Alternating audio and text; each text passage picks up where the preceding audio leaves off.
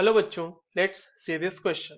हमारे पास दो स्टेटमेंट्स दिए हुए हैं नीचे, असर्शन और रीजन। असर्शन कह रहा है aryl halides can not be prepared by replacement of hydroxyl group of phenol bye halogen atoms. और ऑप्शन मतलब सॉरी, रीजन कह रहा है phenols react with halogen acids violently. और इसके बेसिस पे बच्चों हमारे पास चार कन्वेंशनल असर्शन रीजन के ऑप्शंस दिए हुए हैं। चलिए इसको सॉल्व करते हैं और देखते हैं कि इसको सॉल्व करने के लिए पहले तो कौन से की कॉन्सेप्ट की जानकारी होनी चाहिए। देखो ये जो है एराइल हैलाइड के प्रिपरेशन के बारे में सवाल पूछा जा रहा है हमसे, ठीक है। एराइल हैलाइड किस तरह बेसिकली प्रिपेयर होता है ये पूछा जा रहा है। देखो पहला स्टेटमेंट जो कह रहा है बच्चों की एसर्शन स्टेटमेंट, वो कह रहा है कि aryl halides can not be prepared by the replacement of hydroxyl group, है ना।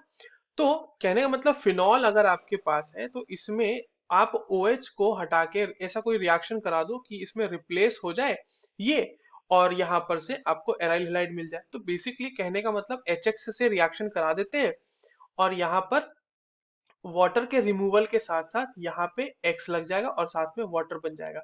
तो ये बिल्कुल ही गलत बात है, ये रिएक्शन हो ही नहीं सकती है, ठीक है।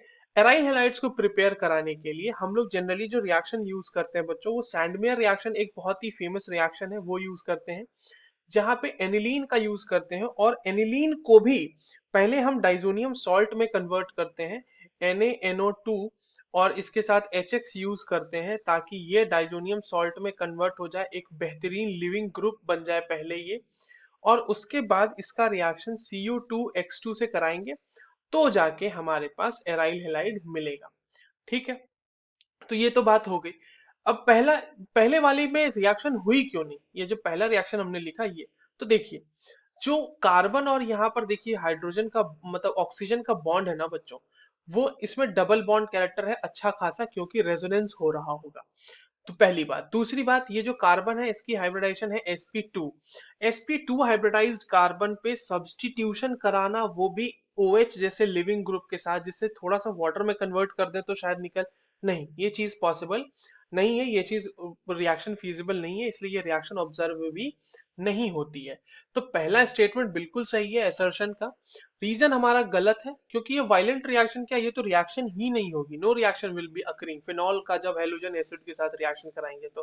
क्योंकि अगर ये रिएक्शन हो गई होती जो रीजन का रिएक्शन है, तो फिर तो हमारा पहला स्टेटमेंट गलत हो जाता ना, फिर वहां से एराइल हैलाइड प्रिपेयर हो सकता था।